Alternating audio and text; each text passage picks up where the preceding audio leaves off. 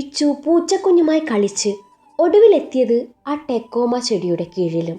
David ഭക്ഷണം കഴിച്ചുകൊണ്ടിരുന്നെങ്കിലും അവൻ്റെ കണ്ണുകൾ ഇടയ്ക്കിടെ ജനാലയുടെ പുറത്തേക്ക് നീളുന്നുണ്ടായിരുന്നു. ആ ടെക്കോമ ചെടിയുടെ ഭാഗത്താണ് ഇച്ചു കളിക്കുന്നത് എന്നറിഞ്ഞപ്പോൾ അവൻ്റെ ഉള്ളിൽ കാരണമറിയാത്ത ഒരു അസ്വസ്ഥത നിറഞ്ഞു. അപ്പോഴായിരുന്നു ടെക്കോമ ചെടിയുടെ ചുവട്ടിൽ മണ്ണിന് മുകളിൽ ചിതറിക്കിടന്നിരുന്ന മഞ്ഞപ്പൂക്കൾ മെല്ലെ ഇളകാൻ തുടങ്ങിയത്. ആദ്യം അത് കാറ്റിൻ്റെ ചലനമാണെന്ന് തോന്നി. പക്ഷെ അടുത്ത നിമിഷം ഓരോ പൂവും അദൃശ്യമായ ഏതോ ഒരു ശക്തിയുടെ നിയന്ത്രണത്തിൽ എന്ന പോലെ ഒന്നൊന്നായി കൂടിച്ചേർന്നു. ഇച്ചു അത്ഭുതത്തോടെ നോക്കി. സ്നോവി, നോക്കിക്കേ, അവൾ ചിരിച്ചുകൊണ്ട് പറഞ്ഞതും പൂക്കൾ പതിയെ ഒരു രൂപം പ്രാപിച്ചു. ആദ്യം തല, പിന്നെ ശരീരം, ഒടുവിൽ വാൽ. അല്പനിമിഷങ്ങൾക്കുള്ളിൽ മഞ്ഞപ്പൂക്കൾ കൊണ്ട് തീർത്തതുപോലെ ഒരു പട്ടിയുടെ രൂപം അവർക്ക് മുന്നിൽ തെളിഞ്ഞു വന്നു. ഇച്ചു പേടിച്ചില്ല, മറിച്ച് കുഞ്ഞിൻ്റെ നിഷ്കളങ്കതയോടെ അവൾ ആ രൂപത്തെ നോക്കി പുഞ്ചിരിച്ചു. ചിമ്മി, ആ പേരവളുടെ വായിൽ നിന്ന് അറിയാതെ പുറത്തു വന്നു. ആ ശബ്ദം കേട്ട നിമിഷം പൂക്കളാൽ തീർത്ത ആ രൂപം വാൽമെല്ലെ ആട്ടുന്നത് പോലെ തോന്നി. ഇച്ചുവിൻ്റെ പൂച്ചക്കുട്ടി പെട്ടെന്ന് രോമമെല്ലാം പൊങ്ങി നിന്ന് ആ രൂപത്തെ നോക്കി നിശബ്ദമായി നിന്നു. അകത്തിരുന്ന ഡേവിഡിന് പെട്ടെന്ന് നെഞ്ചിലൂടെ ഒരു വിറയൽ കടന്നു പോയി. അവൻ എഴുന്നേറ്റ് ജനാലയിലൂടെ പുറത്തേക്ക് നോക്കി. പക്ഷെ അവൻ കാണുമ്പോഴേക്കും പൂക്കളാൽ തീർത്ത ആ പട്ടിയുടെ രൂപം വീണ്ടും മെല്ലെ പൊഴിഞ്ഞ് മണ്ണിലാകെ ചിതറിക്കിടക്കുന്ന മഞ്ഞ പൂക്കളായി മാറിയിരുന്നു. ഇച്ചു മാത്രം ആ പൂക്കളെ നോക്കി മധുരമായി ചിരിച്ചുകൊണ്ടിരുന്നു. പൂച്ചക്കുട്ടി ആ മണ്ണ് മണത്തുകൊണ്ട് അവളുടെ കാലിനരികിലൂടെ നടന്നു. പെട്ടെന്ന് മണ്ണിനടിയിൽ നിന്ന് ഒരു ശബ്ദം, ചെറിയൊരു വിള്ളൽ രൂപപ്പെട്ടു. ഇച്ചു പേടിച്ചില്ല, മറിച്ച് കൂടുതൽ കൗതുകത്തോടെ അവിടേക്ക് കുനിഞ്ഞു നോക്കി. അപ്പോഴേക്കും പൂച്ചക്കുട്ടി ഭയന്ന് പിന്നിലേക്ക് ഓടി ഒളിച്ചിരുന്നു. ആ വിള്ളൽ വലുതായി. പപ്പേ! ഇച്ചുവിൻ്റെ നിലവിളി കേട്ട് ഡേവിഡും ഡാനിയും ഒരു നിമിഷം പോലും വൈകാതെ പുറത്തേക്ക് പാഞ്ഞെത്തി. ഇച്ചു! ഡേവിഡിൻ്റെ ശബ്ദം ഭയത്താൽ വിറച്ചിരുന്നു. ബോധം മറഞ്ഞ് വീണ് കിടക്കുന്ന ഇച്ചുവിനെ എടുത്ത് ഡേവിഡ് അകത്തേക്ക് ഓടി. കൂടെ ഡാനിയും. ഇതേ സമയം മരത്തിന് പിറകെ ഒളിച്ചിരുന്ന സ്നോവി പതിയെ അകത്തേക്ക് നടന്നു. ഡേവിഡ് സോഫയിൽ ഇച്ചുവിനെ കിടത്തി അവളുടെ കവിളിൽ മെല്ലെ തട്ടി. ഇച്ചുമോളെ, കണ്ണു തുറക്ക്. അവൻ്റെ ശബ്ദം വിറച്ചിരുന്നു. ഡാനി വേഗത്തിൽ ഒരു ഗ്ലാസ് വെള്ളമെടുത്തു വന്നു. ഡേവിഡ് വിരലുകൾ വെള്ളത്തിൽ മുക്കി ഇച്ചുവിൻ്റെ മുഖത്തേക്ക് തളിച്ചു. ഇച്ചായ, ഹോസ്പിറ്റലിലേക്ക് കൊണ്ടുപോയാലോ? ഒരു മിനിറ്റ്. അവൻ്റെ കണ്ണുകൾ ഇച്ചുവിൻ്റെ നെഞ്ചിലേക്കും മുഖത്തേക്കും നീങ്ങി. ശ്വാസമുണ്ട്, നാടിയെടുപ്പും സാധാരണ പോലെ തന്നെ. കുറച്ച് നിമിഷങ്ങൾക്ക് ശേഷം ഇച്ചുവിൻ്റെ വിരലുകൾ പതിയെ അനങ്ങി. പപ്പേ! കണ്ണുകൾ തുറന്നതും ഡേവിഡ് അവളെ നെഞ്ചോട് ചേർത്ത് പിടിച്ചു. മോളെ, എന്താ പറ്റിയേ? എവിടെയെങ്കിലും വേദനയുണ്ടോ? ഇച്ചു ഭയന്ന് പുറത്തേക്ക് വിരൽ ചൂണ്ടി. അവിടെ എന്താ? കുഞ്ഞിൻ്റെ കണ്ണുകൾ ഇപ്പോഴും ഭയത്താൽ നിറഞ്ഞിരുന്നു. കുഞ്ഞ് ആ ടെക്കോമ ചെടിയിലേക്ക് വിരൽ ചൂണ്ടിയതും ഡാനി അതേ നിമിഷം തന്നെ അങ്ങോട്ട് ഓടി. അവൻ അവിടെ ചുറ്റും നോക്കി. പക്ഷെ അവനവിടെ അസ്വാഭാവികമായി ഒന്നും കണ്ടില്ല. ഇച്ചായ, ഇവിടെ ഒന്നും ഇല്ലല്ലോ, ഡാനി അകത്തേക്ക് വന്നുകൊണ്ട് പറഞ്ഞു. അല്ല പപ്പേ, ഞാൻ കണ്ടതാ.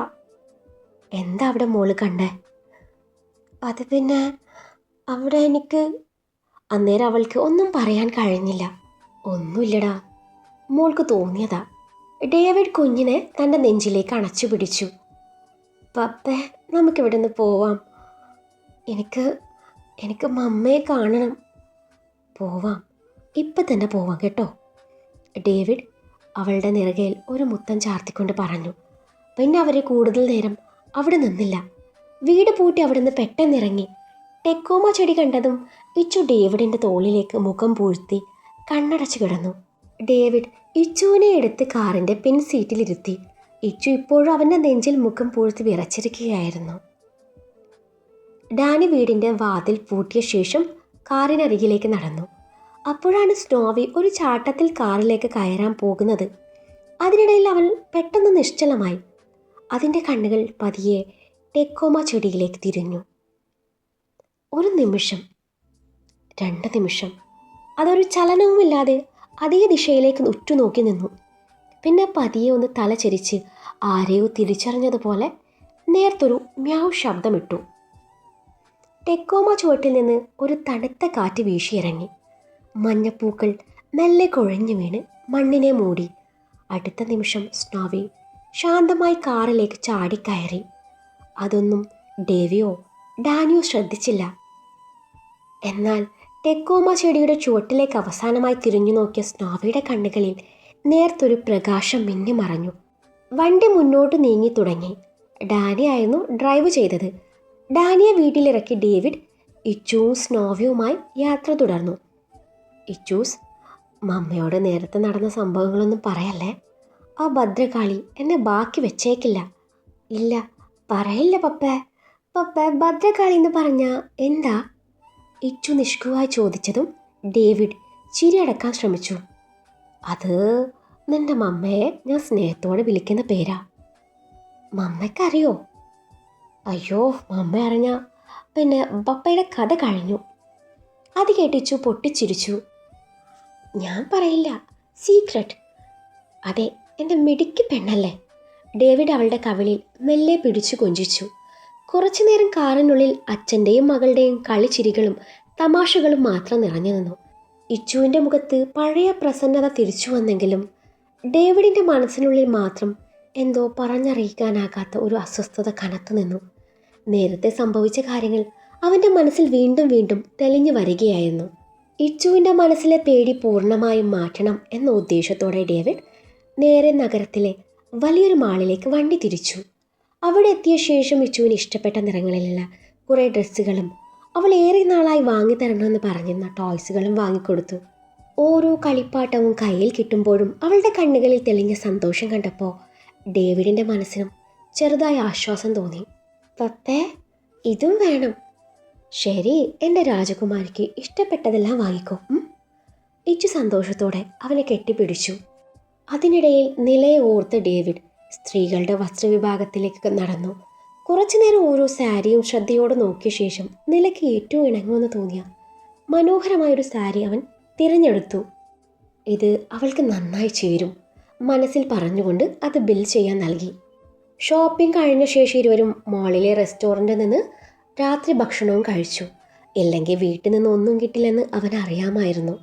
ഇച്ചുവിൻ്റെ മുഖത്തെ ആ സന്തോഷം കണ്ടപ്പോൾ വൈകുന്നേരം അവളെ അലട്ടിയ ഭയം അല്പമെങ്കിലും അകന്നെന്ന തോന്നൽ ഡേവിഡിനുണ്ടായി.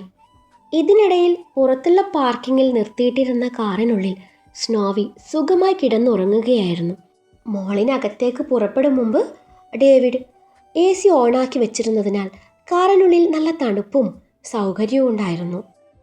എല്ലാം കഴിഞ്ഞ് വീണ്ടും യാത്ര തുടർന്നപ്പോൾ നഗരത്തിലെ തെരുവ് വിളക്കുകൾ ഒന്നൊന്നായി പിന്നിലേക്ക് മറഞ്ഞു. അപ്പോഴേക്കും സമയം രാത്രി 8 മണി കഴിഞ്ഞിരുന്നു. അതേസമയം നിലയുടെ ഫ്ലാറ്റിൽ രാത്രി ഏറെ വൈകിയിട്ടും ഇച്ചുവിനെയും കൂട്ടി ഡേവിഡ് തിരിച്ചെത്താത്തതിൻ്റെ അസ്വസ്ഥതയിലായിരുന്നില്ല. അവളുടെ കണ്ണുകൾ ഇടയ്ക്കിടെ ചുവരിലേക്ക് ലോക്കിലേക്ക് നീളുന്നുണ്ടായിരുന്നു. സമയം ഓരോ മിനിറ്റായി ഇഴഞ്ഞുകൊണ്ടിരിക്കുമ്പോൾ അവളുടെ മനസ്സിലെ ആകുലതയും പതിയെ വർദ്ധിച്ചു. അവൾക്ക് കൂട്ടായി തൊട്ടുമുന്നിലെ ഫ്ലാറ്റിൽ താമസിക്കുന്ന റീന മാത്യു ഉണ്ടായിരുന്നു. ഏകദേശം 50നോട് പ്രായം തോന്നിക്കുന്ന സ്ത്രീ. അപ്പാർട്ട്മെൻറ്റിലെ മഹിളാ അസോസിയേഷൻ പ്രസിഡന്റും വനിതാ കമ്മീഷൻ പ്രവർത്തകയുമായ റീനയ്ക്ക് മറ്റുള്ളവരുടെ കുടുംബകാര്യങ്ങളിൽ അഭിപ്രായം പറയാൻ പ്രത്യേക താല്പര്യമുണ്ടായിരുന്നു. ആള് ഡിവോഴ്സ് കഴിഞ്ഞ് നിൽക്കുക. ഇപ്പോഴും നിലയുടെ മനസ്സിലുണ്ടായിരുന്ന സംശയങ്ങളും ദേഷ്യവും ആളിക്കത്താനുള്ള വാക്കുകളായിരുന്നു അവർ പറഞ്ഞുകൊണ്ടിരുന്നത്. എന്നാലും നിലേ, ഇങ്ങനെയൊരു വിധി വരുമെന്ന് ഞാൻ ഒരിക്കലും കരുതിയില്ല. ഞാനൊരു കാര്യം ചോദിക്കട്ടെ, എന്തർത്ഥത്തിലാണ് നീ ഡേവിഡിനെ ഈ വീട്ടിൽ താമസിപ്പിക്കാൻ സമ്മതിച്ചത്? നിന്റെ ജീവിതം ഇങ്ങനെ തകർത്തത് അവനാണെന്ന കാര്യം നീ മറന്നു? നില ഒരു ദീർഘനിശ്വാസം എടുത്തു. ചേച്ചി, കോടതിയുടെ ഉത്തരവ് എനിക്ക് മാനിക്കാതിരിക്കാൻ പറ്റില്ലല്ലോ. 6 മാസം അത്രയല്ലേ ഉള്ളൂ. അത് കഴിഞ്ഞാൽ എനിക്ക് ഡിവോഴ്സ് കിട്ടും, അതിൽ എനിക്ക് ഉറപ്പുണ്ട്. റീന പതിയെ തലയാട്ടി. എന്നാലും കൊച്ചിനെ അവൻ്റെ കൂടെ പറഞ്ഞു വിട്ടതേ തീരെ ശരിയായില്ല. നീല ചെറുതായി ഒന്ന് പുഞ്ചിരിച്ചു. അത് പിന്നെ ഇച്ചായൻ മോളുടെ പപ്പയല്ല ചേച്ചി. ഒരു അച്ഛന് മകളോടൊപ്പം കുറച്ച് സമയം ചെലവഴിക്കാൻ ആഗ്രഹമുണ്ടെങ്കിൽ എനിക്ക് എങ്ങനെ എതിര് പറയാൻ കഴിയും? റീന അല്പനേരം നിലയെ തന്നെ നോക്കി. പിന്നെ കുസൃതി ചിരിയോട് ചോദിച്ചു, ഇച്ചായനോ? ഇത്രയൊക്കെ കഴിഞ്ഞിട്ടും നീ ഇപ്പോഴും അവനെ അങ്ങനെ തന്നെയാണോ വിളിക്കുന്നത്? ആ ചോദ്യം കേട്ട നിമിഷം നിലയുടെ മുഖത്തെ പുഞ്ചിരി പതിയെ മാഞ്ഞു. അവൾക്ക് മറുപടി പറയാൻ കഴിഞ്ഞില്ല. വർഷങ്ങളായി നാവിന് ശീലമുള്ളൊരു വിളി. ചില ബന്ധങ്ങൾ മനസ്സിൽ നിന്ന് മാഞ്ഞാലും ചില വിളിപ്പേരുകൾ അത്ര പെട്ടെന്ന് മാഞ്ഞു പോകില്ല. അവൾ പതിയെ പറഞ്ഞു. ആ സമയത്താണ് കോളിംഗ് ബെൽ മുഴങ്ങിയത്. വാതിൽ തുറന്നതും ഡേവിഡിന്റെ തോളിൽ തല ചായ്ച്ച് കിടക്കുന്ന ഇച്ചുവിനെയാണ് നില കാണുന്നത്. ഡേവിഡ് മെല്ലെ അകത്തേക്ക് കയറി. അപ്പോഴാണ് സോഫയിലിരിക്കുന്ന റീനയെ അവൻ ശ്രദ്ധിച്ചത്. അവരുടെ മുഖം കണ്ട നിമിഷം തന്നെ ഡേവിഡിന്റെ നെറ്റി ചുളിഞ്ഞു. ഇവരും എവിടെയുണ്ടോ? ഇനി എന്തൊക്കെയാവും പറഞ്ഞിട്ടുണ്ടാവുക? മനസ്സിൽ തോന്നിയ ദേഷ്യം മുഖത്ത് പ്രകടമാക്കാതിരിക്കാൻ അവൻ പരമാവധി ശ്രമിച്ചു. റീന എഴുന്നേറ്റു നിന്നു. ആഹാ, വന്നോ ഡേവിഡ്? സമയം എത്രയാണെന്നറിയാമോ? ഡേവിഡ് ഒരു നിമിഷം അവരെ നോക്കി. അറിയാം, ചുരുക്കത്തിലുള്ള മറുപടി മാത്രം. കുഞ്ഞിനെയും കൊണ്ട് ഇത്രയും നേരം പുറത്ത് കറങ്ങുന്നത് അത്ര നല്ല ശീലമല്ല. ഡേവിഡ് ശാന്തമായി ഇച്ചുവിനെ ഒന്ന് ചേർത്ത് പിടിച്ചു. അത് ഞാനും എൻ്റെ മകളും തമ്മിലുള്ള കാര്യമാണ്. അവൻ്റെ ശബ്ദത്തിൽ ഒളിഞ്ഞിരുന്ന തണുപ്പ് റീനയ്ക്ക് വ്യക്തമായി മനസ്സിലായി. ഡേവിഡ്, ഞാൻ പറഞ്ഞത് എനിക്ക് വിശദീകരണം നൽകേണ്ടത് നിലയോട് മാത്രമാണ്, മറ്റാരോടുമില്ല. ഒരു നിമിഷം മുറിയിൽ നിശബ്ദത നിറഞ്ഞു. റീനയുടെ മുഖം വല്ലാതെയായി. നില സാഹചര്യം കൂടുതൽ വഷളാകാതിരിക്കാൻ വേഗം പറഞ്ഞു. ചേച്ചി, സമയം ഒരുപാടായി, ഞാൻ നോക്കിക്കൊള്ളാം.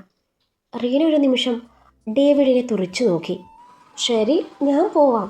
പക്ഷെ നില, ഞാൻ പറഞ്ഞ കാര്യങ്ങളൊന്ന് ഓർത്തിരുന്നാൽ മതി. അതും പറഞ്ഞ് ബാഗും എടുത്ത് അവർ പുറത്തേക്ക് നടന്നു. ഡേവിഡ് ഒരു നിമിഷം അവളെ തുറച്ചു നോക്കി നിന്നു. വാതിലടഞ്ഞതും മുറിയിലെ അന്തരീക്ഷം വീണ്ടും ഭാരമായി. അവൻ കയ്യിലുണ്ടായിരുന്ന കവർ പതിയെ സോഫ പുറത്ത് വെച്ചു. വീട്ടിലെത്തിയിട്ടും മിച്ചു ഡേവിഡിൻ്റെ തോളിൽ നിന്നിറങ്ങാൻ കൂട്ടാക്കിയില്ല. രണ്ട് കൈകളും അവൻ്റെ കഴുത്തിൽ ചുറ്റിപ്പിടിച്ചു അവനെ വിട്ടുപോകാൻ മടിക്കുന്ന കുഞ്ഞിനെ പോലെ അവൾ ചേർന്ന് കിടന്നു. ആ കാഴ്ച കണ്ടതും നിലയുടെ ദേഷ്യം ഇരട്ടിച്ചു. മോളെ പലതും പറഞ്ഞ് മയക്കിയിരിക്കുക അല്ലേ? നോക്കിക്കേ, വീട്ടിലെത്തിയിട്ട് ഇത്ര നേരമായിട്ടും അവളെന്നെ ഒന്ന് നോക്കിയത് പോലുമില്ല.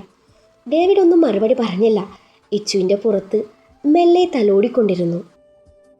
നില ഇച്ചുവിനെ നോക്കി ശബ്ദം കടുപ്പിച്ചു. ഡി, ഇവിടെ വാ. മേല് കഴുകി വല്ലതും കഴിക്കാൻ നോക്ക്, നാളെ സ്കൂളിൽ പോവേണ്ടതല്ലേ. ഇച്ചു ഡേവിഡിൻ്റെ തോളിൽ മുഖം പൂഴ്ത്തിക്കൊണ്ട് മെല്ലെ പറഞ്ഞു. എനിക്ക് വേണ്ട, ഞാൻ പപ്പയുടെ കൂടെ കഴിച്ചു. ആ വാക്കുകൾ നിലയുടെ ഉള്ളിൽ വീണ്ടും തീ കോരിയിട്ടു. അവളുടെ മുഖം ഇരുണ്ടു. വേണ്ടെങ്കിൽ വേണ്ട, വാ വന്ന് കിടക്ക്. ഇച്ചു ഉടനെ തല കുലുക്കി. ഞാൻ പപ്പയുടെ കൂടെയാ കിടക്കുന്നേ. ആ ഒരു വാചകം നിലയുടെ നിയന്ത്രണം വീണ്ടും പരീക്ഷിച്ചു. അവൾ പതിയെ ഡേവിഡിനെ നോക്കി. ആ നോട്ടത്തിൽ ദേഷ്യവും അസൂയയും വേദനയും ഒരുപോലെ നിറഞ്ഞിരുന്നു. ഡേവിഡ് അവളുടെ നോട്ടം നേരിട്ടെങ്കിലും ഒന്നും പറഞ്ഞില്ല. ഇച്ചുവിനെ നെഞ്ചോട് ചേർത്ത് നിശബ്ദനായി നിന്നു. ഒരു നിമിഷം കൂടി അവിടെ നിന്ന ശേഷം ഒന്നും പറയാതെ നില തിരിഞ്ഞ് തൻ്റെ മുറിയിലേക്ക് നടന്നു. വാതിൽ ശക്തിയായി അടച്ച ശബ്ദം വീടാകെ മുഴങ്ങി. ആ ശബ്ദത്തോടൊപ്പം വീടാകെ വീണ്ടും അസ്വസ്ഥമായ നിശബ്ദത പടർന്നു. മുറിയിലേക്ക് കയറിയ ഉടനെ നില വാതിൽ ചാരി നിന്നു. പുറത്തുനിന്ന് ഇച്ചുവിൻ്റെ ചിരി കേൾക്കുമ്പോൾ അവളുടെ കണ്ണുകൾ നിറഞ്ഞു. ഞാനല്ലേ അവളെ നൊന്ത് പ്രസവിച്ചത്, എന്നിട്ടിപ്പോൾ എന്നേക്ക് അവളത് പപ്പയാണെന്ന്. പതിയെ കട്ടിലിൽ ഇരുന്ന അവൾ മുഖം കൈകളിൽ മൂടി. ഇതുവരെ അടക്കി പിടിച്ചിരുന്ന വേദനകൾ കണ്ണീരായി ഒഴുകി. ഞാൻ എന്ത് തെറ്റാ ചെയ്തേ? ആ ചോദ്യത്തിന് മറുപടി പറയാൻ ആരുമില്ലായിരുന്നു. ഇച്ചുവിൻ്റെ ഞാൻ പപ്പയുടെ കൂടെയാ കിടക്കുന്നത് എന്ന വാക്കുകൾ വീണ്ടും മനസ്സിൽ മുഴങ്ങിയതും അവൾ തലയിണയിൽ മുഖം പൂഴ്ത്തി നിശബ്ദമായി പൊട്ടിക്കരഞ്ഞു. നിലയുടെ പോക്ക് കണ്ടതും ഡേവിഡിന് വേദന തോന്നി. ഇച്ചു, മോള് മമ്മയുടെ അരികിലേക്ക് ചെല്ല്. മമ്മ കരയാവും. പാവല്ലേ മമ്മ. ഞാൻ പപ്പയുടെ കൂടെയാ. പപ്പയുടെ കൂടെ നാളെ കിടക്കാടാ. ഇന്ന് മോള് മമ്മയുടെ അരികിലേക്ക് ചെല്ല്. മമ്മ അവിടെ ഒറ്റയ്ക്കല്ലേ? എന്നാ പിന്നെ പപ്പയും വാ. എനിക്ക് മുൻപത്തെ പോലെ പപ്പയുടെയും മമ്മയുടെയും നടുവിൽ കിടക്കണം. ആ വാക്കുകൾ ഡേവിഡിനെ വേദനിപ്പിച്ചു. 2 ദിവസം കഴിയുമ്പോൾ മമ്മയുടെ പിണക്കം മാറും. അപ്പോൾ നമുക്ക് ഒരുമിച്ച് കിടക്കാം. ഇപ്പം മോള് ചെല്ല്. അതും പറഞ്ഞ് ഡേവിഡ് ഇച്ചുവിനെ നിലയുടെ മുറിയുടെ വാതിൽക്കലാക്കി കൊടുത്തു. മമ്മയെ വിളിക്കൂ ചൂസേ, ഡേവിഡ് പതുക്കെ പറഞ്ഞു. മമ്മ, മമ്മ, ഇച്ചുവാ, ഡോർ തുറക്ക്. ഇച്ചുവിനും അമ്മയുടെ കൂടെ കിടന്നാൽ മതി. ഡോറിൽ തട്ടിക്കൊണ്ട് ഇച്ചു വിളിച്ചു. നില അത് കേട്ടിട്ടും ഡോർ തുറന്നില്ല. ഇച്ചു ഉറക്കെ കരഞ്ഞു. ഇനി വേറെ വഴിയില്ല. ഡേവിഡ് അവളുടെ കാതിൽ പതിയെ പറഞ്ഞതും ഇച്ചു ഉറക്കെ കരയാൻ തുടങ്ങി. പുറത്ത് ഇച്ചുവിൻ്റെ കരച്ചിൽ മുഴങ്ങിക്കൊണ്ടിരുന്നു. മമ്മ ഡോർ തുറക്ക്. ഇച്ചുവിന് മമ്മയുടെ അടുത്ത് കിടക്കണം. ആ കുഞ്ഞു കരച്ചിൽ നിലയുടെ നെഞ്ച് കീറി മുറിച്ചു. ഇനിയൊരു നിമിഷം പോലും പിടിച്ചു നിൽക്കാൻ അവൾക്കായില്ല. കണ്ണീരൊപ്പി വിറയുന്ന കൈകളോടെ അവൾ വാതിലിൻ്റെ ലോക്ക് തുറന്നു. വാതിൽ തുറന്നതും കരഞ്ഞുകൊണ്ടിരുന്ന ഇച്ചു ഒരു നിമിഷം പോലും വൈകാതെ അവളുടെ കാലിൽ കെട്ടിപ്പിടിച്ചു. മമ്മ. ആ വിളിയിൽ നിലയുടെ എല്ലാ ദേഷ്യവും ഒരു നിമിഷം അലിഞ്ഞുപോയി. മോളെ. അവൾ കുനിഞ്ഞ് ഇച്ചുവിനെ വാരിയെടുത്ത് നെഞ്ചോട് ചേർത്ത് പിടിച്ചു. ഇച്ചു അപ്പോഴും വിതുമ്പുകയായിരുന്നു. മമ്മക്കറിയായിരുന്നോ? ആ നിഷ്കളങ്കമായ ചോദ്യം കേട്ടതും നിലയുടെ കണ്ണുകൾ വീണ്ടും നിറഞ്ഞു. ഇല്ല മോളെ. കള്ളം പറയാൻ ശ്രമിച്ചെങ്കിലും ശബ്ദത്തിലെ ഇടർച്ച അവളെ തന്നെ ചതിച്ചു. ഇച്ചു തൻ്റെ കുഞ്ഞി കൈ കൊണ്ട് നിലയുടെ കവിളിലൂടെ ഒഴുകിയ കണ്ണുനീർ തുടച്ചു. മമ്മക്കറിയണ്ട കേട്ടോ, ഇച്ചു ഉണ്ടല്ലോ. ആ വാക്കുകൾ കേട്ടതും നിലക്ക് പിന്നെ സ്വയം നിയന്ത്രിക്കാൻ കഴിഞ്ഞില്ല. അവൾ ഇച്ചുവിനെ മുറുകെ ചേർത്ത് പിടിച്ചു പൊട്ടിക്കരഞ്ഞു. വാതിലിന് കുറച്ച് മാറി ഇതെല്ലാം നോക്കി നിൽക്കുകയായിരുന്നു ഡേവിഡ്. ആ കാഴ്ച കണ്ടപ്പോൾ അവൻ്റെ നെഞ്ചിലും ഒരു വേദന പടർന്നു. അവൻ നിശബ്ദമായി തിരിഞ്ഞു പോവാനൊരുങ്ങിയപ്പോൾ പപ്പേ ഇച്ചു വിളിച്ചു. ഡേവിഡ് തിരിഞ്ഞു നോക്കി. Good night. കണ്ണുകൾ തുടച്ചുകൊണ്ട് ഒരു കുഞ്ഞു പുഞ്ചിരിയോട് അവൾ പറഞ്ഞു. ഡേവിഡും ചെറുതായി പുഞ്ചിരിച്ചു. ഗുഡ് നൈറ്റ് മോളെ. പിന്നെ നിലയെ നോക്കി. അവരുടെ കണ്ണുകൾ ഒരു നിമിഷം തമ്മിൽ ഇടഞ്ഞു. ആ നോട്ടത്തിൽ വാക്കുകളില്ലായിരുന്നു, പക്ഷെ പറയാതെ പോയ ഒരുപാട് വികാരങ്ങളുണ്ടായിരുന്നു. ഡേവിഡ് ഒന്നും പറയാതെ മെല്ലെ വാതിൽ ചാരിയടച്ച് പുറത്തേക്ക് നടന്നു. അപ്പോഴാണ് കാറിലിരിക്കുന്ന സ്നോവിയെ അവന് ഓർമ്മ വന്നത്. കാറിൻ്റെ കീയെടുത്ത് പുറത്തേക്ക് പോയി സ്നോവിയെയും കൂട്ടി തിരികെ വന്നു. തൊട്ടരികിലെ മുറിയിലേക്ക് നടന്നെങ്കിലും വാതിൽ ലോക്ക് ചെയ്ത് കിടക്കുകയായിരുന്നു. നില മനഃപൂർവ്വം അത് പൂട്ടിയതാണെന്ന് മനസ്സിലാക്കിയ ഡേവിഡ് ഒരു ദീർഘനിശ്വാസം എടുത്തു. തുടർന്ന് സ്നോവിയെ ലിവിംഗ് റൂമിലെ സോഫയിൽ കിടത്തി. നേരെ എതിരെയുള്ള സോഫയിൽ അവനും വന്നിരുന്നു. ഒന്ന് ദീർഘമായി നിശ്വസിച്ചു. ഡേവിഡ് മെല്ലെ തൻ്റെ ഷർട്ട് ഊരി മാറ്റി സെറ്റിയിലേക്കിരുന്നു. ക്ഷീണത്തോടെ തല പിന്നിലേക്ക് ചായച്ച് ഒരു കൈ നെറ്റിയിലേക്ക് വച്ചുകൊണ്ട് കണ്ണുകൾ അടച്ചു. വീടാകെ അസ്വാഭാവികമായൊരു നിശബ്ദത. ഒരു മുറിക്കപ്പുറം നിലയുടെ മൂടിവെച്ച കരച്ചിൽ. ലിവിംഗ് റൂമിൽ ഉറക്കം വരാതെ കിടക്കുന്ന ഡേവിഡ്. ഇടയിൽ ഒന്നും മനസ്സിലാകാതെ യജമാനെ മാത്രം നോക്കിക്കിടക്കുന്ന സ്നോവി. ഇച്ചുവിനെ ഉറക്കിക്കഴിഞ്ഞതും നിലക്ക് നല്ല വിശപ്പ് തോന്നി. അവൾ ഉച്ച മുതൽ ഒന്നും കഴിച്ചില്ലായിരുന്നു. അവൾ പതിയെ ഡോർ തുറന്ന് മുറിക്ക് വെളിയിലെത്തി. അപ്പോഴാണ് ലിവിംഗ് റൂമിലെ സെറ്റിയിൽ ബുദ്ധിമുട്ടി കിടക്കുന്ന ഡേവി അവൾ കാണുന്നത്. ആ കിടത്തം ഒരു നിമിഷം അവളിൽ ചെറുനോവുണർത്തി. പെട്ടെന്ന് എന്തോ ഓർത്തതും തൊട്ടടുത്ത നിമിഷം അത് മാഞ്ഞുപോയിരുന്നു. നിലയെ കണ്ടതും സ്നോവി മെല്ലെ ഒന്ന് ഒച്ചയുണ്ടാക്കി. അപ്പോഴാണ് അവൾ സ്നോവിയെ ശ്രദ്ധിക്കുന്നത്. അയ്യേ, ഇതേതാ ഒരു പൂച്ചക്കുട്ടി? അവൾ മുഖം ചുളിച്ചുകൊണ്ട് പറഞ്ഞു. പോ പൂച്ചേ. കൈ വീശി ഓടിക്കാൻ ശ്രമിച്ചെങ്കിലും സ്നോവിക്ക് അതൊന്നും ഒരു പ്രശ്നമായിരുന്നില്ല. മറിച്ച് അവളുടെ കയ്യിൽ ഉരുമ്മിക്കൊണ്ട് വീണ്ടും മ്യാവ് എന്ന് വിളിച്ചു. നിന്നോടല്ലേ പോവാൻ പറഞ്ഞ്? നില വീണ്ടും ശബ്ദമുയർത്തി. ശബ്ദം കേട്ട് ഡേവിഡ് കണ്ണു തുറന്നെങ്കിലും മുന്നിലെ കാഴ്ച കണ്ട് ഒന്നും അറിയാത്ത പോലെ വീണ്ടും കണ്ണടച്ച് കിടന്നു. അതാണ് തൻ്റെ ആരോഗ്യത്തിന് നല്ലതെന്ന് അവനും അറിയാമായിരുന്നു. സ്നോവി ആണെങ്കിൽ ഒന്ന് പോ പെണ്ണുമ്പിള്ള, ഇവിടെ ഉറക്കം വന്നിട്ട് വയ്യ എന്ന ഭാവത്തിൽ അവളെ ശ്രദ്ധിക്കാതെ സോഫയിൽ ചുരുണ്ടുകൂടി. അവൾക്ക് ദേഷ്യം വന്നു. നില ഡേവിഡിന് നേരെ തിരിഞ്ഞു. ഡോ. നില അവന് നേരെ തിരിഞ്ഞുകൊണ്ട് വിളിച്ചു. ഡേവിഡ് കേൾക്കാത്ത ഭാവത്തിൽ ഉറക്കം നടിച്ചു കിടന്നു. അവനെ തൊട്ടു നിർത്താൻ അവളുടെ മനസ്സ് അനുവദിച്ചില്ല. അവളുടെ കണ്ണുകൾ അലങ്കാരത്തിന് വെച്ചിരുന്ന തൂവലിലേക്ക് നീണ്ടു. അവൾ അതെടുത്ത് ഡെവിയുടെ ചെവിയിലേക്ക് മെല്ലെ ഇളക്കിയതും പെട്ടെന്ന് തന്നെ ഡെവിയുടെ മുഖം ഒന്ന് ചുളിഞ്ഞു. ഉറക്കത്തിനിടയിൽ എന്തോ ശല്യം തോന്നിയതുപോലെ അവൻ ചെവി വെട്ടിച്ചു. പക്ഷെ കണ്ണു തുറന്നില്ല. ഉറക്കം നടിക്കുമല്ലേ, അവൾ മനസ്സിൽ പറഞ്ഞുകൊണ്ട് വീണ്ടും തൂവൽ അവൻ്റെ ചെവിക്കരികിൽ മെല്ലെ ഇളക്കി. ഇത്തവണ ഡേവിഡ് പെട്ടെന്ന് കൈകൊണ്ട് ചെവി ചൊറിഞ്ഞ് മറുവശത്തേക്ക് തിരിഞ്ഞു കിടന്നു.